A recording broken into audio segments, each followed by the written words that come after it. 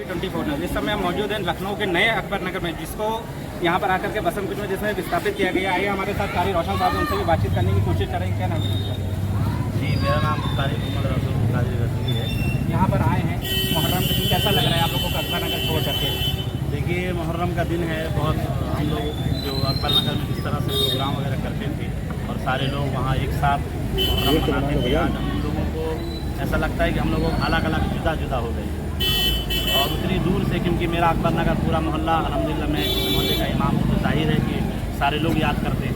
तो आज सुबह ही से हमारे यहाँ से मदरसे के बच्चे और हम लोग सब लोग यहाँ आए और जगह जगह हर जगह कॉलोनी में एक जितने जो फ्लैट बने हुए हैं वहाँ जाकर फातिहा दुरूद नज़र नियाज कर रहे हैं। और दुआ परेशानी हो रही है यहाँ आकर के आप लोग? यहाँ आकर बहुत ज़्यादा परेशानी हो रही है। अभी तो बीच में एक साहब का जो इंतकाल हो गया छत से गिरकर, तो हम लोग आ भी नहीं पाए क्योंकि इतनी दूरी हो जाती है आने जाने में। और सबसे बड़ी दिक्कत ये होती है कि यहाँ से लोग उतनी दूर कब्रिस्तान किस तरह से ले जाएँ। कुछ ऐसे लोग भी हैं जिनके पास साइकिल रिक्शा वगैरह का तक पैसा नहीं कि वो अपनी लाश को यहाँ तक ले जाकर वहाँ कब्रिस्तान में भीकमपुर में दफन करें। आज उत्तर प्रदेश सरकार की तरफ से एक आदेश जारी किया गया है कि जैसे अकबर नगर तोड़ा जा रहा था, रहीम नगर तोड़ा जा रहा था, पंत नगर तोड़ा जा रहा था, इंद्रप्रस्थ नगर तोड़ा जा रहा था, आज अकबर नगर को तोड़ करके बाकी कॉलोनियों को सेव करा गया। उसके लिए क्या कहना चाहेंगे आप? देखिए, मैं उसके लिए यही कहना चाहता हूँ कि हमारा जो मोहल्ला अकबर नगर के लिए इंसाफ नहीं हुआ है और हम ये समझते हैं कि कहीं ना कहीं हमारे शहर के मुखिया, उत्तर प्रदेश के मुखिया योगी आदित्यनाथ जी को इस तरह से हम लोगों ने कोशिश किया कि मुलाकात करके हम भी अपनी बात रखें, लेकिन हम लोगों को मौका नहीं मिला। और खुर्रम नगर, रहीम नगर, पंत नगर वाले लोगों ने अपनी बात रखी और उनकी बात सुनी गई। हम देश के मुखिया से यही कहना चाहते हैं कि हमारी भी बात सुनी जाए और हम लोगों के साथ जो नाइंसाफ़ी हुआ है वो इंसाफ में तब्दील किया जाए। एक महीने के भीतर भी उनके साथ जितनी नोटिस लगाई थी उतनी जल्दी उन्होंने अपना कागज मुख्यमंत्री जी तक के पहुँचा दिया। जी, तो वही कह रहे हैं कि हम लोग भी कोशिश किए थे कि हमारे भी कागजात मुख्यमंत्री जी के यहाँ पहुँचे, जिसके लिए हम लोगों ने बहुत कोशिश किया, प्रयास किया, लेकिन वहाँ तक नहीं पहुँच पाए। आज पंत नगर वालों ने योगी जी के नारे लगाए कि योगी जी ने हमारे मोहल्लों को बचा दिया, उसके लिए क्या कहना चाहिए? लेकिन बहुत खुशी हो रही है। हमारा वो मोहल्ला पंत नगर, खुर्रम नगर, रहीम नगर और श्रीनगर जो भी है, अबरार नगर, तो वो भी मेरा मोहल्ला, हमारा मोहल्ला भी बच गया, तो हमको बहुत खुशी हो रही है। लेकिन हम भी ये चाह रहे हैं कि हमारा जो मोहल्ला अकबर नगर जहाँ आबाद था और इतनी आबादी थी 16,000 और वहाँ हिंदू मुस्लिम सारे लोग मिलकर रहते थे और एक रिकार्ड काम किया हम लोगों ने। आज तक हिंदू मुस्लिम से कभी लड़ाई नहीं हुई है, इसीलिए हम यहाँ पर सारे लोग हिंदू मुस्लिम यहाँ भी हैं, लेकिन वो खुशी हम लोगों को हासिल नहीं हो पा रही है, इसलिए कि रोज़गार छिन गया है, सारे लोग परेशान हैं, स्कूल ख़त्म हो गया है, मदरसे ख़त्म हो गए हैं, नमाज़ पढ़ने के लिए लोग तरस रहे हैं। यहाँ पर तो हमको आते साथ रोना आने लगता है क्योंकि हमारे जो मुक्तदी हज़रात भी आप देख रहे हैं, इतने सारे लोग यहाँ पर हैं जो हज़ारों की तादाद में हैं। ये लोग ईद बकरीद की नमाज़ पढ़ने में बड़ी दुश्वारी हुई, बहुत सारे लोग तो नमाज़ भी नहीं पढ़ पाए। यही हाल यहाँ पर अभी हम लोगों का है कि हम लोग नमाज़ कहाँ पढ़ें, इसलिए कि मस्जिद नहीं है, हम लोग कहाँ मुर्दे को दफनाएं कि कब्रिस्तान नहीं है। हमारे जो बच्चे जहाँ एफएस पब्लिक स्कूल में 256 बच्चे बच्चियाँ पढ़ते थे, वो सारे बच्चे स्कूल जा ही नहीं पा रहे हैं, इसलिए कि हम लोगों ने वहाँ पर फ्री सुविधा रखा था बच्चों की तालीम के लिए और यहाँ पर कोई स्कूल नहीं। सरकार ने आप लोगों को मकान मुहैया कराया, इसके साथ क्या उसका भी चार्ज वगैरह ले रहे हैं? जी, उसका चार्ज ले रहे हैं। जो मकान हमको दिया गया है वो 4,79,000 रुपये दिया जा रहा है, यानी हर महीना 26 रुपये किस्त, उसके अलावा पानी का किस्त दिया जाएगा, बिजली का बिल दिया जाएगा। तो यह समझ लीजिए कि रोजगार नहीं ना, किस तरीके से आप लोग किसको भुगतान करेंगे? सारे लोग कह रहे हैं कि हम लोग किस तरह से भुगतान करेंगे, इसलिए कि कोई रोज़गार नहीं है। वहाँ तो रोज़गार था, सबसे बड़ी बात ये थी कि वहाँ पर जितने भी हमारी इस मोहल्ले की ख़वातीन जो झाड़ू पोछा करती थी, वो थोड़ा बहुत पैसा जमा करती थी तो वो अपने बच्चों को पढ़ाती थी किसी तरह से और अपना रोज़गार चलता था। लेकिन यहाँ रोज़गार छिन गया है। हम देश के मुखिया से यही कहना चाहते हैं कि हमारा जो ये मोहल्ला यहाँ पर जो आबाद है, बसंत योजना में जो मकान मिले उसमें फ्री कर दिया जाए ताकि कुछ राहत मिले। और उसके बाद हम ये भी मांग करते हैं कि हमारे लिए मस्जिद, मदरसा और जितने लोग यहाँ पर रहते हैं हिंदू मुस्लिम सब लोगों के लिए इंतज़ाम किया जाए ताकि हम लोग बाज़ाब्ता तौर से यहाँ नमाज़ पढ़ सकें, बच्चों को पढ़ा सकें और कब्रिस्तान मिल जाए, ज़मीन मिल जाए तो वहाँ अपने मुर्दों को दफनाएँ। आइए हमारे साथ एडवोकेट डब्लू बारी साहब हैं, उनसे भी बातचीत करने की कोशिश करेंगे। कैसा रहा था आपका सफर इसमें?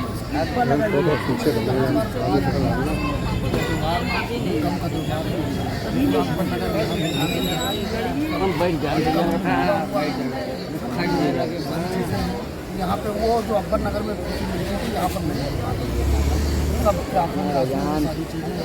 अकबर नगर में किस तरह से लोग रहते थे।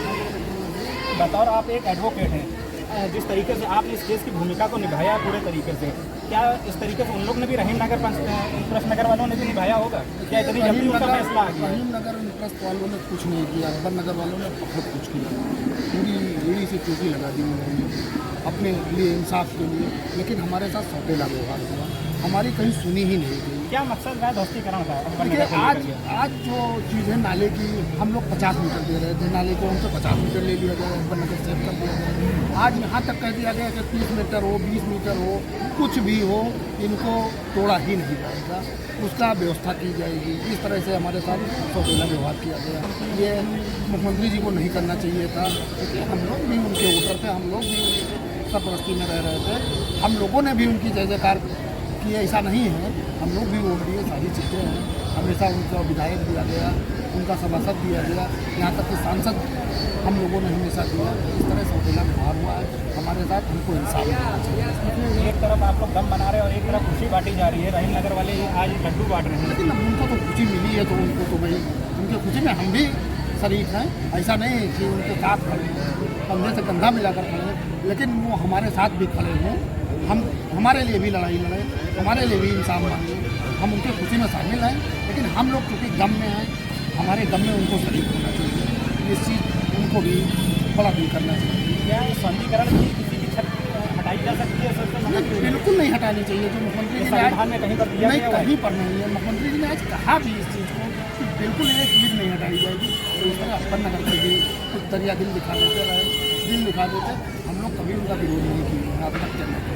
जिस तरीके से उनका रोजगार चला गया, उनका सारा काम धाम सब खत्म हो गया, उसके लिए क्या कहना चाहेगा? किस तरीके से वो लोग अपने घर की किस्त वगैरह करेंगे, इसके लिए क्या कहना चाहेंगे? मुख्यमंत्री जी को इस तरह करना चाहिए, किस्त बिल्कुल माफ़ कर देना चाहिए था, क्योंकि गरीब लोग हैं, सारी चीज़ें हैं, यहाँ रोज़गार नहीं है, रोज़गार के साधन नहीं है, धार्मिक स्थल नहीं है, हिंदू है या मुस्लिम है, क्रिश्चन है, इनके लिए धार्मिक स्थल की व्यवस्था होनी चाहिए। भाई नमाज पढ़ेंगे, पूजा करेंगे, कब्रिस्तान हो, शमशान हो, यहाँ से कहाँ जाएंगे? मान लीजिए मिट्टी होगी, डेथ होगी, कहाँ हम लेकर जाएंगे, कहाँ भटकेंगे? ये सारी चीज़ें हैं। योगी जी ने रहीम नगर को मतलब संज्ञान में कायदे से लिया या अकबर नगर को संज्ञान में नहीं लिया था? नहीं, अकबर नगर की तो बात भी नहीं सुनते थे, पता नहीं क्या था, ऐसा क्या था कि अकबर नगर हम लोग पूरी कोशिश की, हमेशा चिट्ठी भेजे कि हम मिलना चाहते, अकबर नगर की बात ही नहीं सुनते। अब ये क्या था उनके अंदर? सौतेला व्यवहार था, बिल्कुल सौतेला व्यवहार किया है। इस तरह अकबर नगर के नाम पे ही हो गया है। ये तो करना बड़ा वो होगा, तमाम चीज़ें हैं, अकबर नगर भी है, तो हम ये नहीं कह सकते हैं। हो सकता है माननीय मुख्यमंत्री जी इस चीज़ को फिर समझा लें आपके मीडिया के माध्यम से, जो मैं कहना चाहूँगा कि अकबर नगर वालों को फिर से कुछ ना कुछ संज्ञान ले लें, तो दरिया दिल दिखा दें। चलिए जो हुआ गलती थी, माफ़ी है, सब कुछ है, हम माफ़ कर देंगे, हमारी ज़मीनें हमको वापस कर देंगे, हम झोपड़ी बना कर रह लेंगे वहाँ पर। तो अकबर नगर में कितनी आबादी होगी जो बेरोजगार हो गई है? बेरोजगार हो गई आबादी, कौन सा रोज़गार मिल रहा है? जितने लोग थे सब बेरोजगार हो गए, सब परेशान हैं, कोई वहाँ खुशहाल नहीं है, यहाँ पर सब परेशान हैं। कौन सी कोई सरकारी नौकरी तो थी नहीं हमारी वहाँ पर, हम मजदूर किस्म के लोग थे, मजदूरी करते थे, यही हमारा पैसा था, झाड़ू पोछा करते थे घरों में जाकर, काफ़ी मजदूरी करते थे, फर्नीचर कारोबारी थे, ये सारी चीज़ें थी। हमारे साथ आइए सरकार जी भी, उनसे भी बातचीत करने की कोशिश करेंगे। क्या बीत रही है आज मुहर्रम के दिन आप लोगों पर?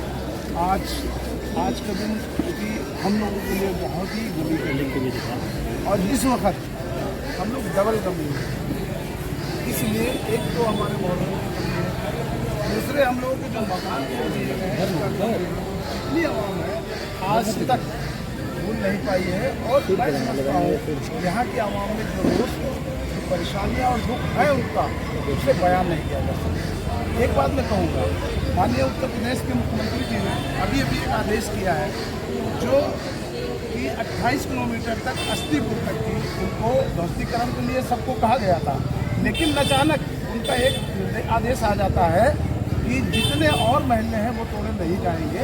बहुत अच्छी बात है, उनको बधाई देता हूँ और वहाँ के लोगों को बधाई देता हूँ। उनकी खुशी में मैं शरीक होते हुए ये कहूँगा कि अगर माननीय मुख्यमंत्री जी ने उन्हें ये राहत दी है तो हम लोग के साथ नाइंसाफ़ी क्यों? हम लोगों के साथ ये नाइंसाफ़ी नहीं होना चाहिए, जबकि हमारा जो एरिया है वो एक बड़ा एरिया था।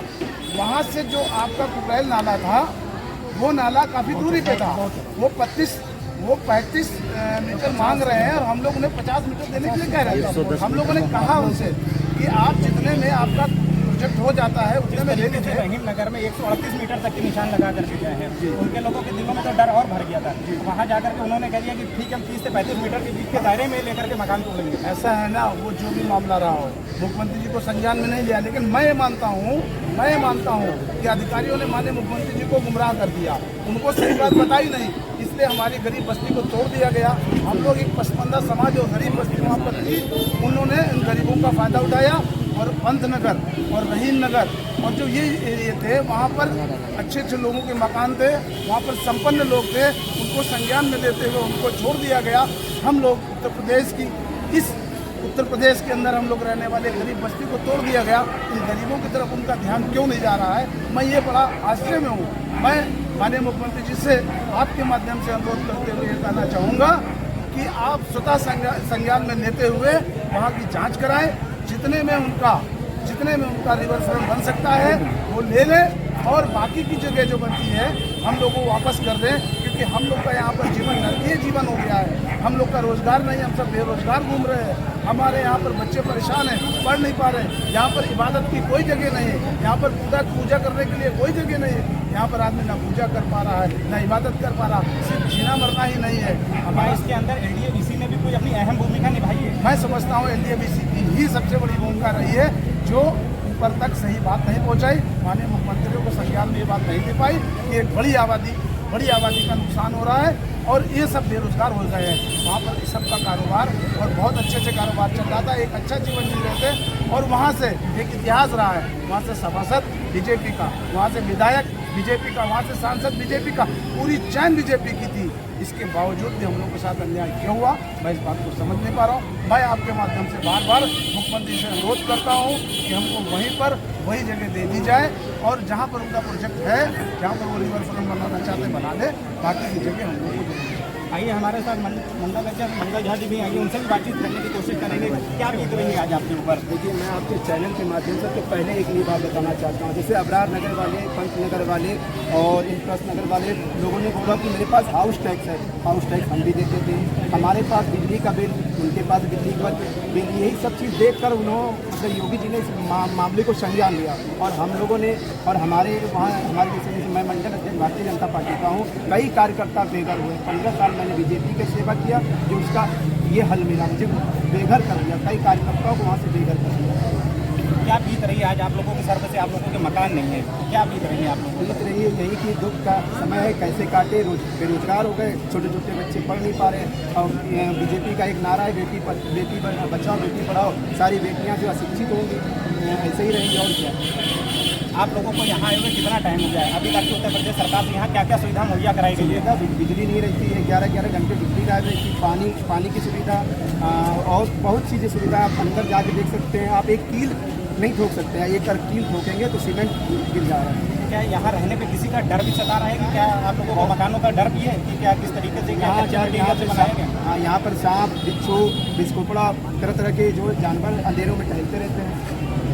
हमारे चैनल के माध्यम से योगी जी से क्या गुहार लगाएंगे आप? आपके चैनल के माध्यम से यही योगी जी से गुहार लगाना चाहते हैं कि योगी जी, आपको अधिकारियों ने गुमराह किया है। एक बार अकबर नगर के विषय पर आप सोचिए, वहाँ भारतीय जनता पार्टी के कितने कार्यकर्ता, बूथ अध्यक्ष से लेकर मंडल अध्यक्ष तक, मैं भी, मेरा घर, संदीप कश्यप बूथ अध्यक्ष, सुनीता सोनी बूथ अध्यक्ष, तमाम इतने कार्यकर्ता वहाँ पर रहे, उनको क्यों बेघर किया? जब हम लोगों ने आपको वोट दिया, हमेशा वोट दिया, पूरे मोहल्ले ने आपको सपोर्ट किया, तो फिर उसके बाद हम लोगों को क्यों बेघर किया? जिस तरीके से आज रहीम नगर वाले सोचे, अगर आने वाले समय में आप लोगों को अकबर नगर लौटा दिया जाएगा, तब आप लोगों को क्या मिलेगी? तब सोचेंगे कि जो न्याय हुआ है, आप लोगों के साथ इंसाफ किया, दोनों के साथ बराबर इंसाफ किया, मतलब एक जैसा इंसाफ होता है। राजा को प्रजा के साथ एक जैसा इंसाफ करना चाहिए, अलग अलग इंसाफ नहीं करना चाहिए। जिस तरीके से योगी जी कहते हैं कि सबके साथ सबका साथ सबका विकास, उसके लिए क्या कहना चाहेंगे आप? योगी जी को कहते हैं, योगी जी को अधिकारियों ने गुमराह किया है, अधिकारियों ने कहीं ना कहीं उनको गुमराह करके बेवकूफ़ बनाया उनको। तो मैं आपके चैनल के माध्यम से योगी जी को कहना चाहता हूँ कि हम लोगों का अकबर नगर वापस दे दें, हम लोग झोपड़ी बनाकर फिर से वहीं पर रहेंगे। ठीक है, आइए हमारे साथ एक और भी है, उनसे भी बातचीत करने की कोशिश करेंगे। क्या नाम है आपका? क्या बीत रही है आज मुहर्रम के दिन आप लोगों को? हम लोग अफसोस में है, मुहर्रम को मना नहीं पा रहे हैं, अफसोस कर रहे हैं, मुहर्रम नहीं मना पा रहे हैं। इस दिन गुटका में है, पूरी ज़िंदगी की कमाई हम लोग अकबर नगर में लगा दिया गया, और हमारे साथ नाइंसाफ़ी हो रही है। रहीम नगर, पंतनगर, खुरूम नगर वालों को दोबारा कह दी मुख्यमंत्री जी ने कहा कि अब नहीं तोड़ा जाएगा, जितना है उतना ही रहेगा। हम लोग 50 मीटर पहले से छोड़ के चले थे, हम लोग के साथ नाइंसाफ़ी किया गया। या हमारे मंत्री जी को ये चीज़ अवगत नहीं कराई गई, किसी जी ने बताया नहीं कि जगह इतनी छोड़ रखी है। अब टूट गया, अब आ रहे हैं फूल लगाने, गमला लगाने, इससे कोई मतलब नहीं है। एक गमला हटा के बच्चे भी गमला होते हैं, फूल होते हैं गुलाब के, बच्चे भी फूल होते हैं, गुलाब होते हैं फूल के। और मंत्री जी हम लोग के साथ नाइंसाफ़ी किया है, ज़िंदगी भर नहीं भूलेंगे। 40 साल से सभासद से लेके और संसद तक हम लोग जिताते रहे हैं, लड़ाते रहे हैं। आज तक हमारे साथ नाइंसाफ़ी हो रही है और ये कोई सुनने वाला हमारा नहीं है यहाँ पे। थोड़ा सा हम इस बात के लिए कहना चाहेंगे, आप भी बीजेपी के कार्यकर्ता रहे आने वाले। जी जी जी। आप लोगों ने भी राजनाथ सिंह से भी जो है अपने अकबर नगर के लिए गुहार लगाई है, क्या वहाँ से भी कोई आश्वासन मिला था आप लोगों को? हम लोग गए थे राजनाथ के पास, उन्होंने कहा कि हम आगे बात करते हैं फिर बताएंगे। आज तक के कुछ नहीं सुना गया हम लोगों को। अच्छा, हम सरकार से मांग 3 करते हैं, या हमारी वो ज़मीन वापस की जाए 35-40 मीटर छोड़ने के बाद, या हमें यहाँ सुविधा दी जाए जैसे हम लोग वहाँ रहते थे यहाँ रहें, कोई दिक्कत नहीं है। हमारी कॉलोनी को माफ़ कराया जाए, एक को पैसा ना पड़े। यहाँ बस चलाई जाए, जो माँ बहनें यहाँ से जाती हैं काम करने, वो लोग बस से जाए, उनके लिए फ्री सेवा चाहिए। ठीक है, फ्री सेवा चाहिए। कितनी परेशानियों का सामना करना पड़ रहा है यहाँ आकर के आप लोगों को? यहाँ से निषादगंज जाने में 60 रुपया खर्चा होता है, 120 रुपया। जो औरतें बर्तन मांगने जाती हैं वो कैसे पैसा इकट्ठा करके यहाँ किस्त देंगे कि वो अपना बच्चे पालेंगे? एक काम, यहाँ रोजगार कोई नहीं है, रोजगार कोई नाम नहीं है। बस कमा लाइए, यहाँ खा लीजिए बस। कोई रिक्शा चलाता है, कोई टांगा चलाता है, कोई टेम्पू चलाता है, कोई ऑटो चलाता है। आदमी परेशान है। और ये मुख्यमंत्री जी को हमारे अवगत नहीं कराया गया। नहीं, इतने सुलझे हुए मुख्यमंत्री जी हैं। अगर हम लोग की समस्या पहले सुन लेते तो आज ये नौबत हम लोगों को ना आई थी। रोड पे लाके छोड़ दिया। बताइए, ज़िंदगी भर की कमाई हम लोग कमाते गए, बनाते गए, कमाते गए, बनाते गए, और इन्हीं की सरकार ने सब किया है। इन्हीं की सरकार में रह के किया। आज हम लोग बेघर हो रहे हैं। केवल मुख्यमंत्री जी को अवगत नहीं कराया गया। नहीं कि ऐसा नहीं है, मुख्यमंत्री जी से उधर सुनी, लोग जाके बताएं। इसे हम लोग भी गए थे, हम लोग की सुनी नहीं गई। अल्लाह जाने क्या बात है भाई, हम लोग से क्यों खपा है मुख्यमंत्री जी? अगर भाई अवगत कराए तो चल के वहाँ हाथ पाँव जोड़ा जाए हम लोग मुख्यमंत्री जी से। कोई लेडीज़ ले लो एक और, बस कोई लेडीज़ ले लो तो कहाँ गया? अरे वो तो कह रहे हैं